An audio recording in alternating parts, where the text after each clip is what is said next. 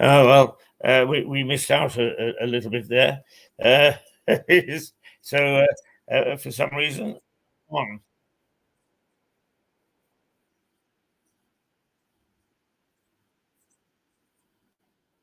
Now, that shouldn't be happening. So, what we're going to do is just to make sure we're not doing anything silly. How's that? Yes, that's right. We got a cross echo there, a cross echo. So let's just do that.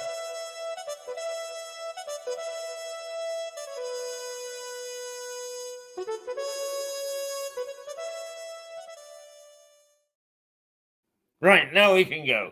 Roop-de-doo-de-doo-de-doo. Hello, everyone. Here she is in all her glory, Liza Page. Good morning, my darling. Good morning, Mr. Keith. How are you? I am not too bad. Now, what have you been up to? Oh, we've been up to naughty things. We've been probing into the courts this morning up until now, with a couple of barristers and some nice, interesting stories that they've been telling. Little vignettes about some of the judges. I can imagine. But anyway, you spend a lot of time between our broadcasts each week in looking at various things. And you said to me this morning, well, there's not a great deal happening, but there is one thing that you want to major on to start off with. So let's start off with what I think is the most important thing that you've been following this week, and that is an MP who dares to be named and who dares to stand up and who dares to actually tell it the way that he sees it, and who has been taken, the party whip has been taken away from him. So tell us all about that. Well, this is an MP called Anthony Bridgen, who has stood up twice in Parliament and given some incredibly powerful speech, information.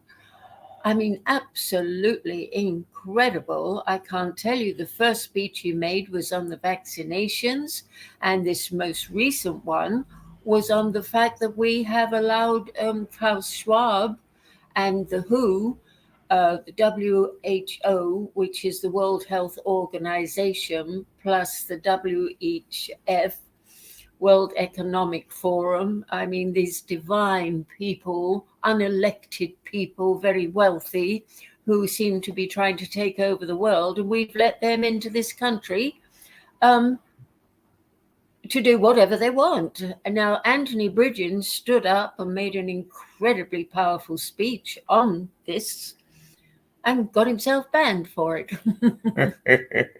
As you do. What in essence did he say?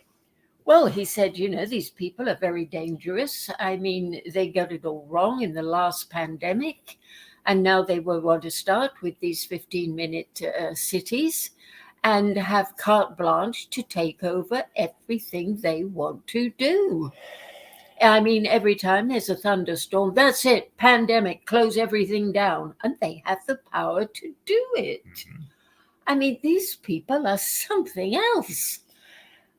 It's like something out of a scientific novel. But money has always been power, hasn't it? Well, I guess, got a lot of money, get away with anything, and they're proving that they can do just that. And the king has signed up to these people.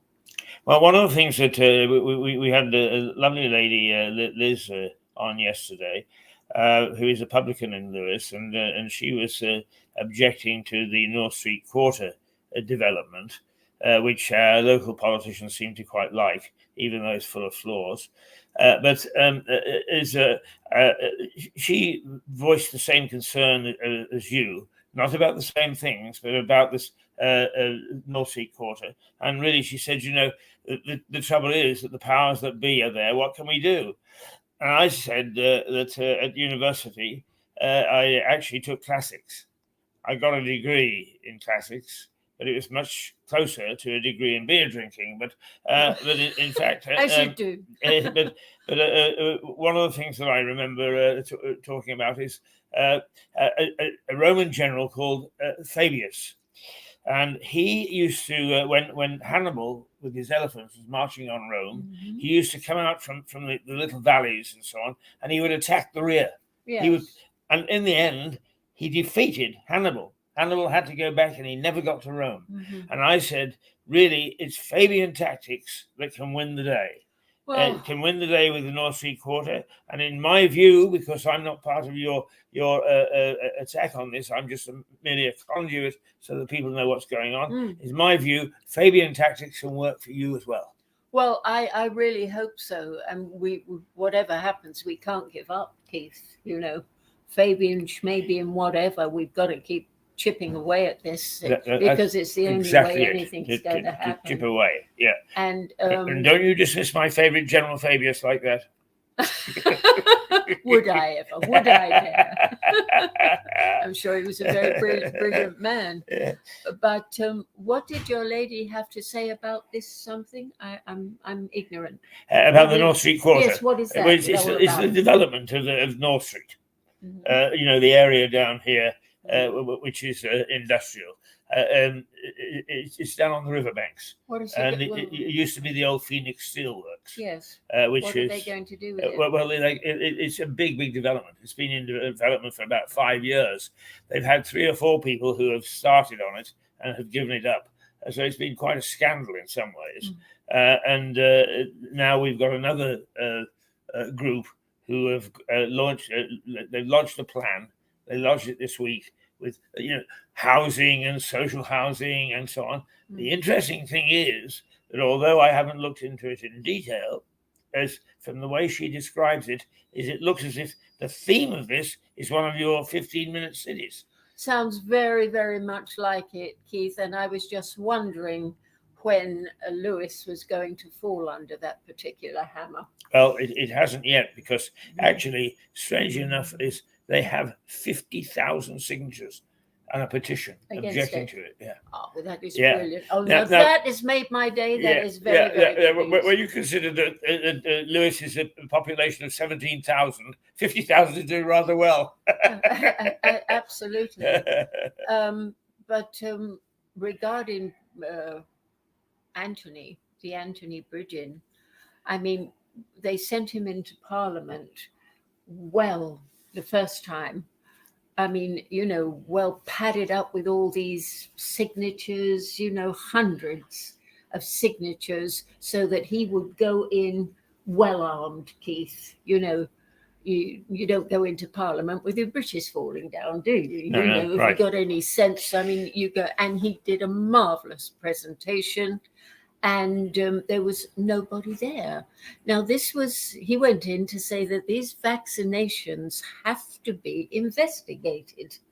This was what he wanted. I mean, there are about 3 or 4 people there. I mean, an important subject like that, Keith. Yeah. Mind you, do be careful about what we see as opposed to what the facts are.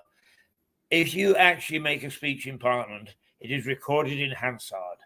In other words, it is there for all time and absolutely accurately in what's said. Yes, and that is then distributed to all sorts of, it goes out literally within minutes of the speech being made. Well, it's not as if it's wasted because there aren't people there.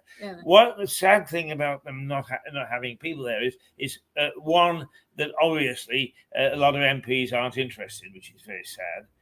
But 2, of course, you don't get robust debate. I think that's right, because it would be much more powerful for this MP if somebody was there to stand up and say rubbish. What we need is with anything that we ever say, and this goes to all sides, whether it's the government, whether it's dissidents, whether it's an alternative view, you need somebody to say no. Because then that's when the explanations come out, so that you can actually show that what you're saying has got merit. But if you don't get the chance to say that, people just dismiss you. Right. Yeah. Well, I think that's why we spend an hour. The reason the Prime Minister wasn't there was because he was frightened of it. Well, it could be. Yes. Although the one thing I would say is, I always say as a journalist, is the one a group of people that I do not like interviewing are politicians, because they all come out of the same school, if you like. Mhm. And the only important thing in school is that they're taught is belong to the debating society. Mhm. They know how to debate. Yes, indeed. So, yes. and they know how to lie. Well, I You mean, know, do yeah, they but we all ever? know how to lie, don't we? I mean, let's face it. I don't. I don't deal in lies. I haven't got a good enough memory. Oh, I do. I catch myself out 3 times a day at least.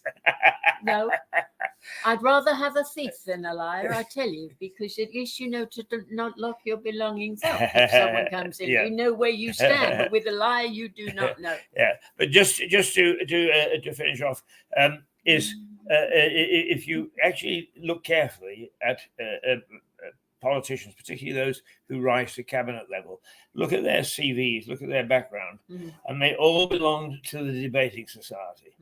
Now, the debating society teaches you how to debate so that you can make black look white, red look blue, and so on. Well, Tony Bridgen didn't have anyone to debate with. That's the point I'm making. You see, he didn't. Ah. That means that really, although it's gone into Hansard, he didn't get the chance to respond to somebody who's going to say rubbish. But I will tell you now, is I hate interviewing politicians. You did a very good job with Vince Cable a couple of months ago. It's a very good job because you got out of him what you wanted to get out of him. But most politicians can twist and turn and make the truth sound false, the false sound truth, and so on and so forth. And they are very good at it. Oh, yes. And they make you look like an idiot in the meantime.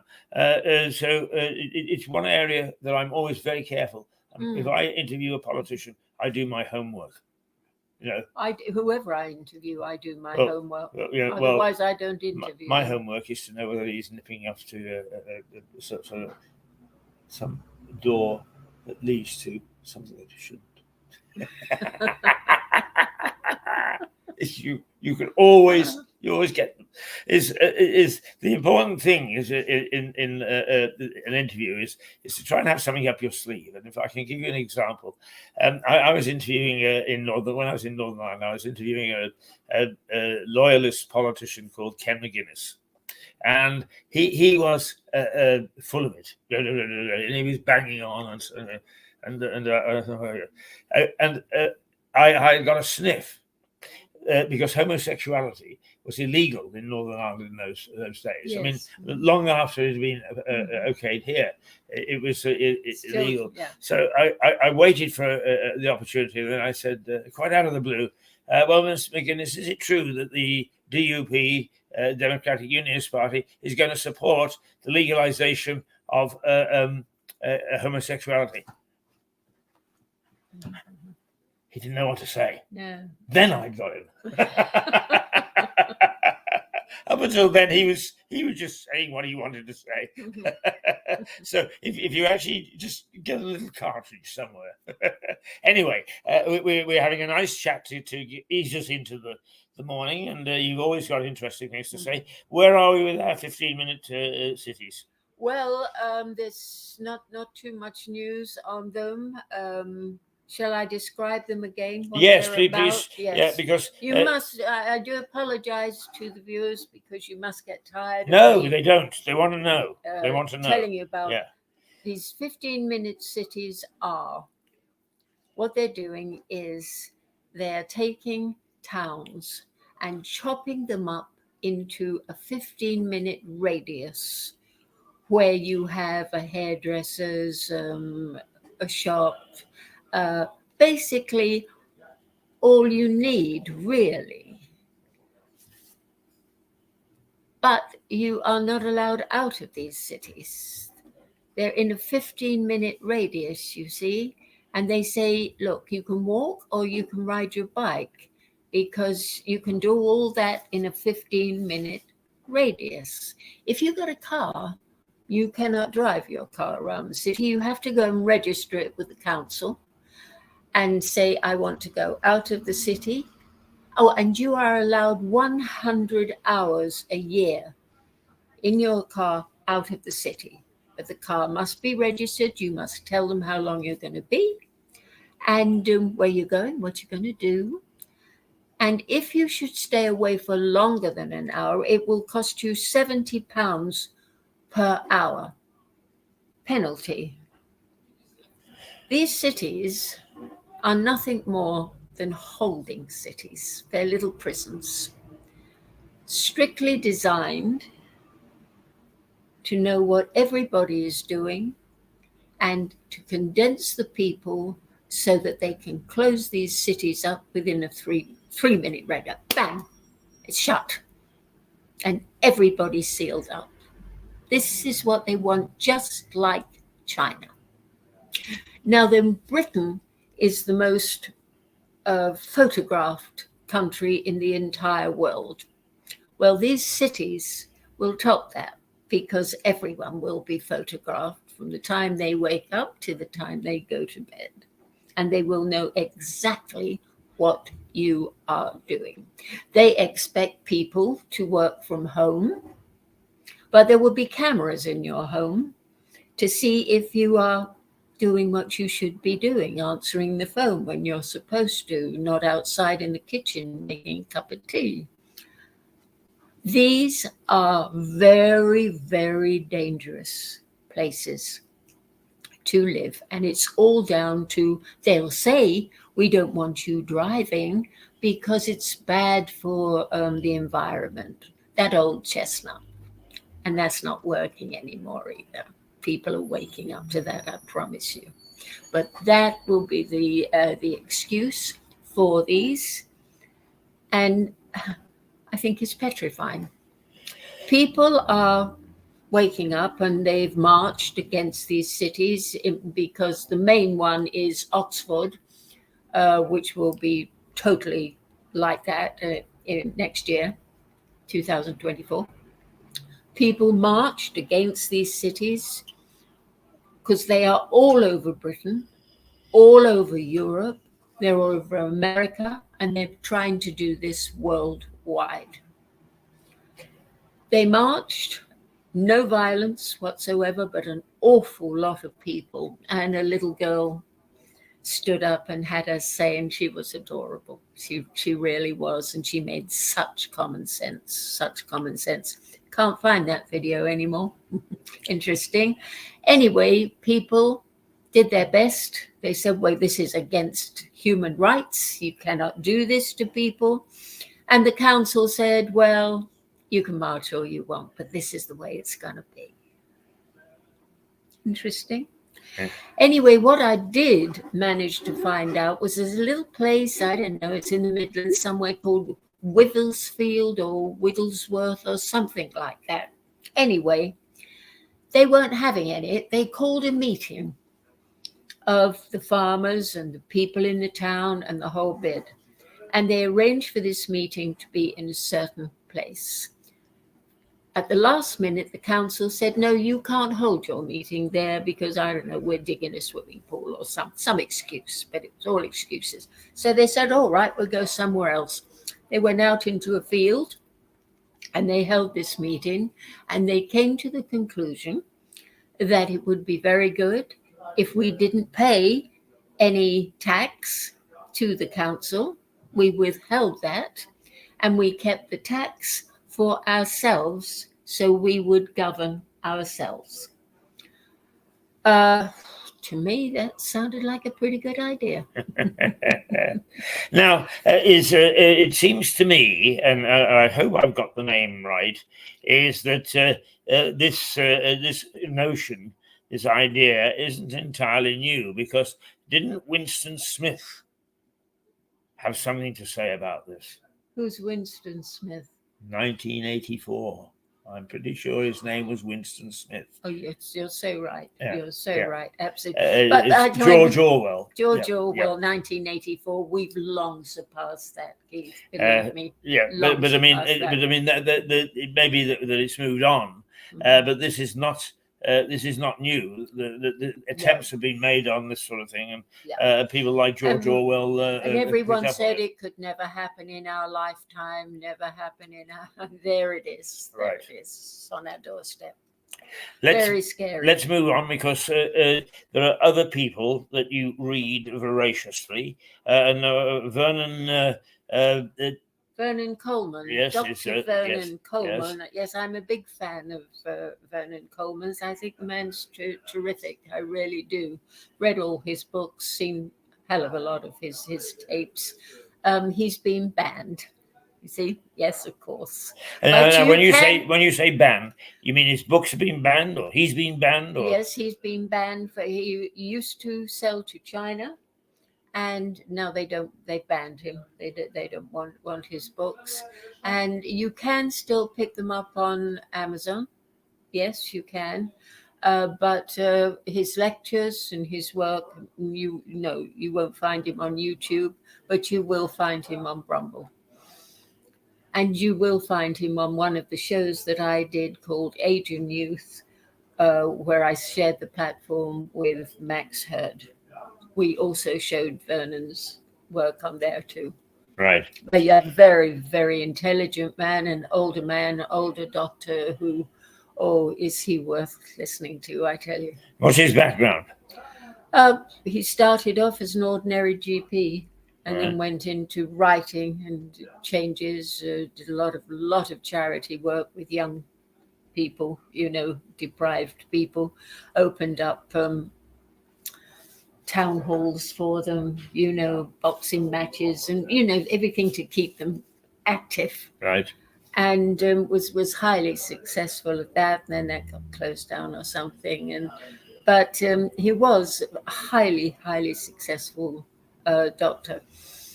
And he strongly believes that the body will heal itself. The big pharma is the killer in the main for the. I mean, you cannot buy one drug that doesn't have horrendous side effects. I mean, you just can't do it. You always take your chances, even when you have an aspirin. So he writes a lot of books on alternative medicine, things like that. And well worth reading. Right.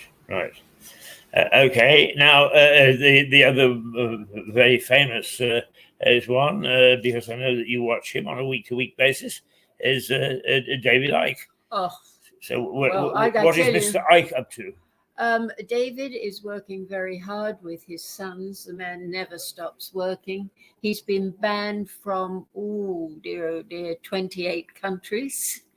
They've virtually taken the man's living away from him, as they've done with most people out there who have something to say. And he's banned off YouTube, BBC, won't have him. No. So he works out of the Isle of Wight, a one-bedroom flat, and has achieved incredible results. I've been studying him for 30 years now, and running around preaching his work, because I am a strong disciple of his, telling people what will happen, what is going to happen, what will happen, and then it does happen. And that's a big, big shock, Keith. I mean, you can sprout off with all this knowledge that you've got and try and tell people, try to warn people, but then it suddenly happens.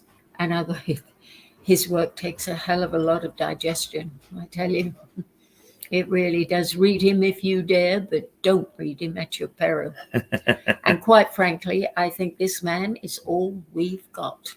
Now, he has some television channels, does he not? Yes, he has, which he runs with his two sons, Gareth and Jamie.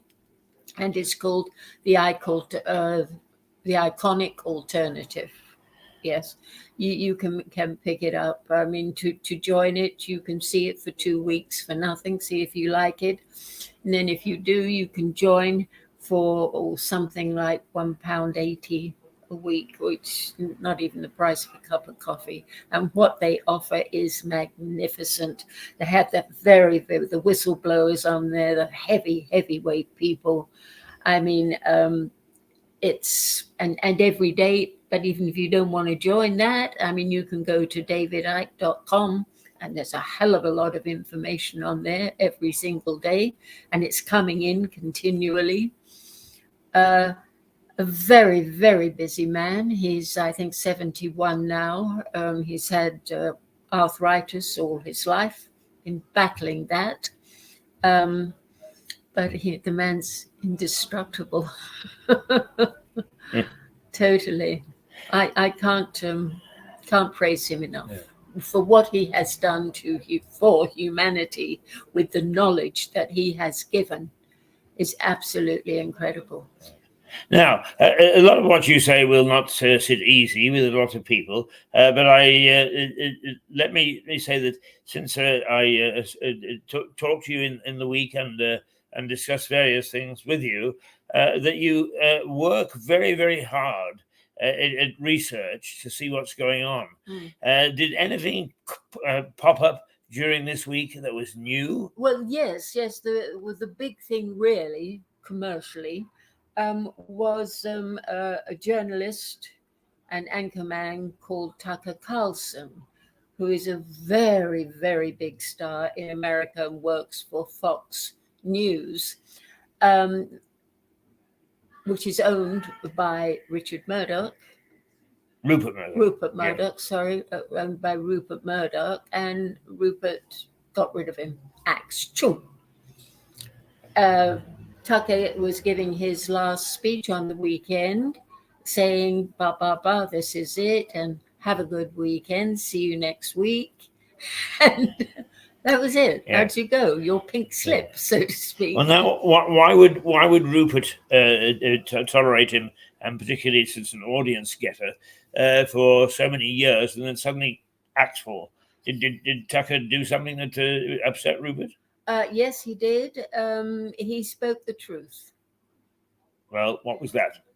Well, what is going on? Yeah, but I mean, he must have been doing that for quite some time, and Rupert tolerated it. Yes, what put him over the edge? Yes, he did. Yeah. And I, quite frankly, I thought, I don't know how they keep him on, really. I thought he would have been thrown off much, much sooner. But he is so popular. I mean, Tucker Carlson in America, they think he's Jesus Christ. I tell you, he told the truth, and you mustn't do that indefinitely. It's okay for a while, but then when you get a little bit powerful up there, and Rupert has this thing here, talk radio, Yes, that's a relatively new outlet, isn't it? Yeah, it's owned by. Isn't the Talk TV too? Is that the same thing? Yes. And Rupert owns that, plus a big thing in Australia and some other very powerful radio stations. And, well, I mean, he's a media mogul, isn't he? Yes, I remember calling up Talk, the Talk radio place, when the pandemic first started, and I was totally against these masks, and I said these masks are nothing but big business. The people are going to make a lot of money. They're very unhealthy. They stop you breathing oxygen. We badly need oxygen, and as for stopping any disease, they virtually are useless. Right? I called up a couple of weeks later and couldn't get on. And they won't let me on now. So, yes, I mean, you talk the truth. People don't want to hear the truth. No, you mustn't do that. You mustn't educate the peasants. You naughty girl, you. Same with Tucker. Yes. Carlson. Yes. Well, of course, I mean, the important thing. But they're clamoring, Keith. They're clamoring for him to do other things. Yeah.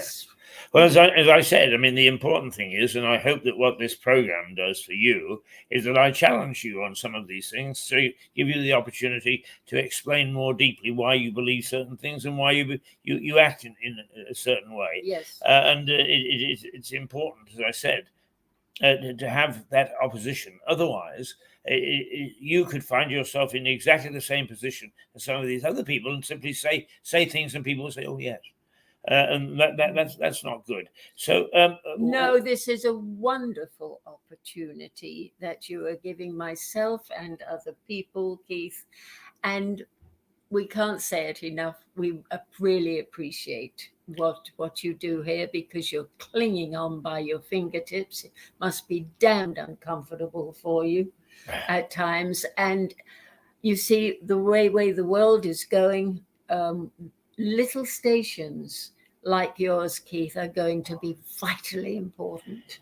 Well, that's what keeps me going. Yes, because Media is changing at such a great rate of knots, and it really is falling into the hands of the very rich and the very powerful. Absolutely. And I mean, the internet is censored so much. I mean, we have Rumble, BitChute, and the alternative stations, but they're clinging on too, Keith, you know. I often wonder, you see, is how brave are we, and how ethical are we? Is if after this program my phone went and it was one of the people that that you are terribly worried about, and they said, Keith, what we'll do is we'll give you 10 million for your station. What would I do? You wouldn't sell it. I wouldn't. I know you wouldn't. No, you wouldn't. I know you wouldn't. Listen, you're the age that you are. You've been struggling all your life. You've been a hotshot journalist. I mean, you can't have too many illusions about life left.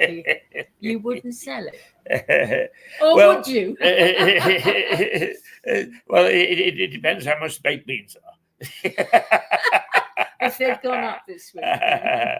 One of the things that I try very hard to do, and I mean, I don't want to spend time praising this station or the people that appear on it, but one of the things that we all have is we have kicked around the world, and we have seen how other people live and how other people think, and it's amazing how. Because an awful lot of people do not leave these shores, they back themselves into a position which is untenable. I mean, I'll give you an example, and it's a very sensitive one in this town.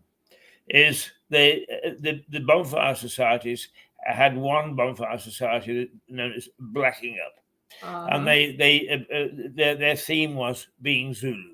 Yes. And the Liberals go blah, blah, blah, blah, blah, blah, blah. Now, I actually don't just talk to people in Africa. I go to Africa. Yeah. I spent time in Africa. I've trained journalists in Africa, and I've learned an awful lot. And when I relate these things to them, they look at me and they laugh and they say, why do people get so excited about those things? Yeah. We get excited, and then we try to make out that they are getting excited, and they're not at all. Yeah. They're getting on with other things. So, I have great cynicism about some of these things. Is what they are is that they are domestic, and they make people feel good. They make people feel good, fine. But don't try to use as an excuse that you're doing it for the better good, because you're not. No. And nothing's done for the better good at the moment, Keith. Everything is designed to bring in this one world order, where we are, the blueprint for China is exactly what they want for here. And it's to set one another against one another. Oh, that's an age-old trick, isn't it? Yes. And so, the people at the top, they're just laughing at us, saying, oh, isn't that cute, the way these children are, blah, blah, blah. It's very, very sinister. The BBC, a dreadful organization, totally designed to keep people in the dark, to keep them uneducated, as it has been for many years now. Well, of course, and wars are nothing more than big business that make a lot of money and kill a lot of people. Yeah. I mean, there are things which are happening as is going to affect change, and I'm not so sure that it is. These people that you say is the third world order, aren't actually changing it, and for what reason? For instance, the pundits predict that in its present form there will be no BBC in 10 years' time. But it's because of the forces of broadcasting and information and so on, which are being created by the very people that you say want to take power. Yes. So I don't quite understand that, and anything that you can find out about that, I would be only too happy to hear about. Well, anything that educates the people No, they will ban it. They will ban it.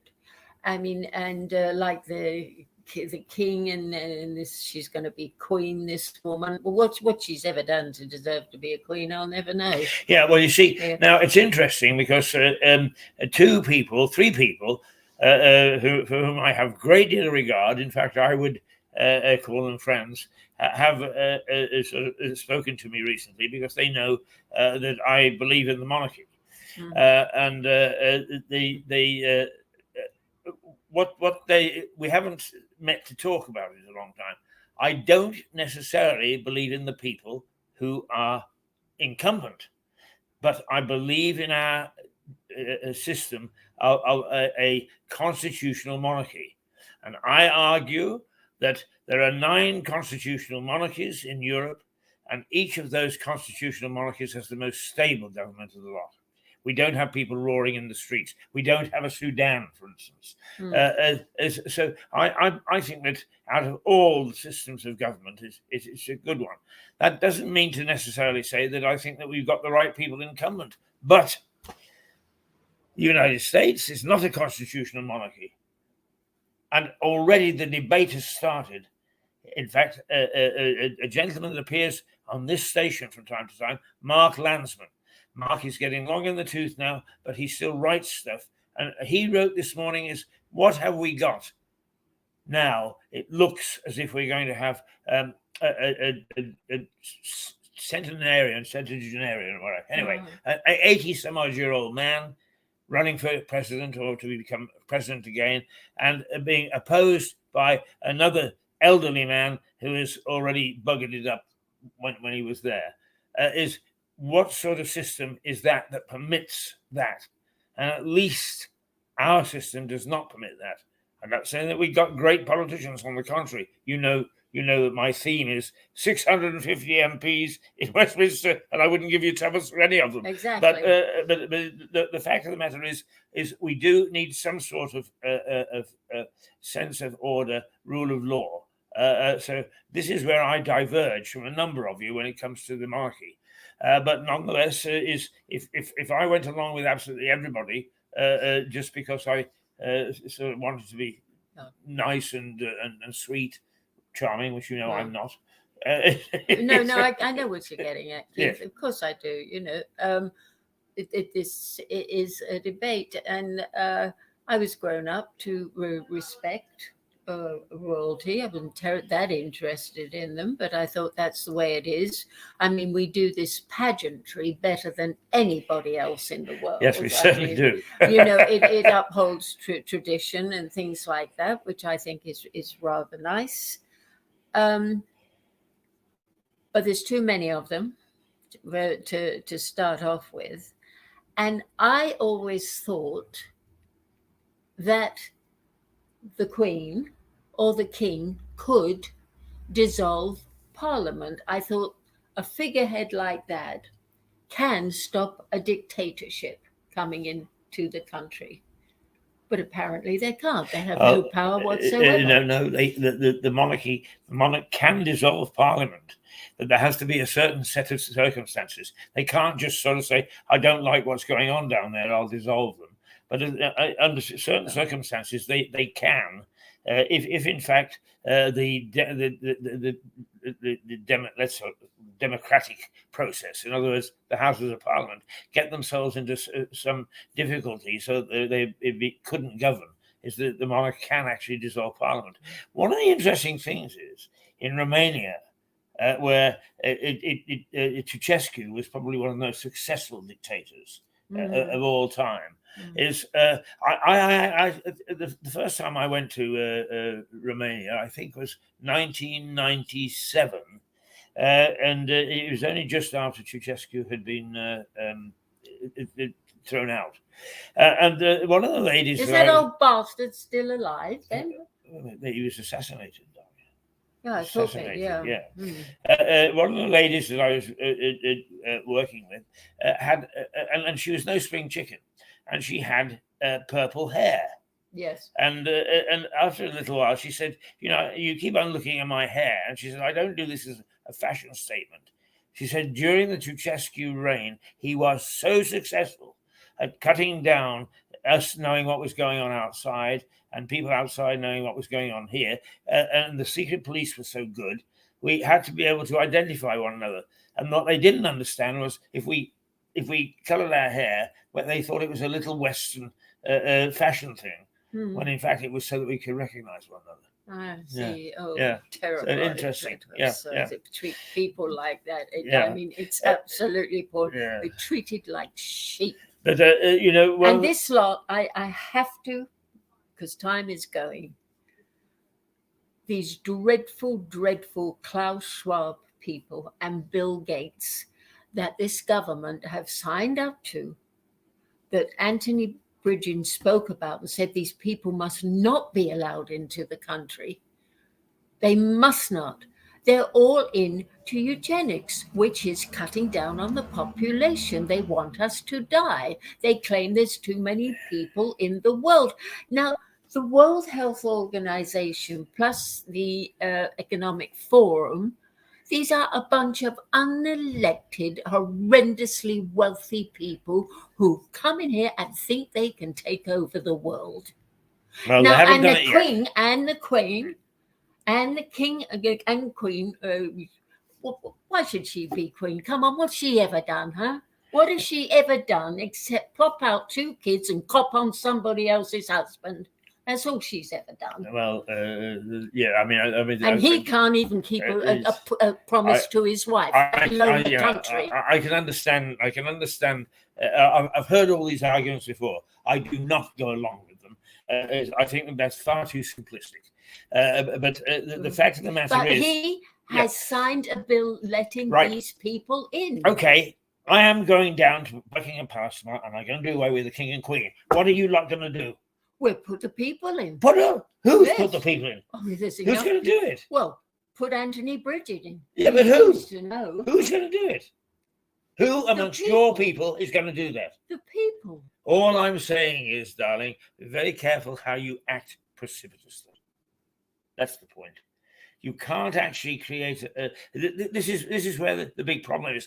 I mean, a lot of people don't understand, you know. No, they don't The- understand because they're kept in Yeah, the yeah, dark. Yeah, Keith. but They're kept yeah, dumbed down. but do you know why millions of people died in Russia under Stalin? Because the people that actually got the revolution going were almost immediately moved out by another power bloc. Everybody thinks it was just the communists, right? 1914. They just did away. They murdered the Tsar, the King and the Queen. And what happened was they created a power vacuum that was filled by naughty people. Well, get rid of them too. Yeah. So you've got to be ready. Get rid of them too. Yeah, but that's easier said than done, sweetheart. You know, all I'm saying is think about it. Hey, that's it. That was a good way to end it, wasn't it? That was a good way having a real Barney like that.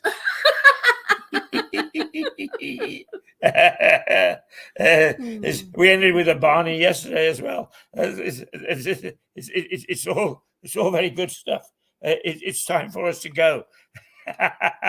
What time is it? It's 10:55. We've had a very, very good day today. We had a very, very good day yesterday, and I hope that this coming week we have tomorrow, of course, to get through, which will be another interesting day, I think. But what we then are faced with is a long weekend. We've got a holiday on Monday, so we won't be here. We don't, for a variety of reasons, broadcast on statutory holidays. A whole host of reasons, and I'm not going to go into them. So we will be back. We'll be back tomorrow, but then it'll be Tuesday before we're back next week, and that takes us into the week leading up to the coronation, whether you're a royalist or not. Incidentally, I am sort of amused sometimes about how people make sure that they do what they want to do rather than what they say they want to do. Here we have a wonderful park called what was it called? Yes, the Grange Park. It's lovely. And the Grange is a wonderful house, and it was occupied for over 200 years by a family called the Newtons. And the Newtons were Republicans. They fought and they supported the Cromwellians against Charles in the English Civil War and so on. But when the Prince Regent was here, they gave him the key to the back door, so he could pop in and out with his mistress. No, they're all at it. It suits us to let the king have it off in a back room, So therefore, we'll go along with it. I know it all. That's it for this week. I hope you've enjoyed being with us. I tell you, we say that this television station is quirky. It is quirky. It's deliberately quirky. And I hope that in being quirky, it persuades you to at least listen to some of the things that we have to say. Whether, in fact, you agree with them or not, or whether I agree with them or not, what I am determined is that we have a platform that is open to all, and that all can have their points of view. So that's it. And Liza will be back next Thursday. I will be back next Tuesday. And we shall carry on regardless, being our nonsensical selves. But in the meantime, perhaps we get through a little bit of something that you wouldn't hear elsewhere. So, toodle, toodle, pip. Say toodle, pip. Say toodle, pip.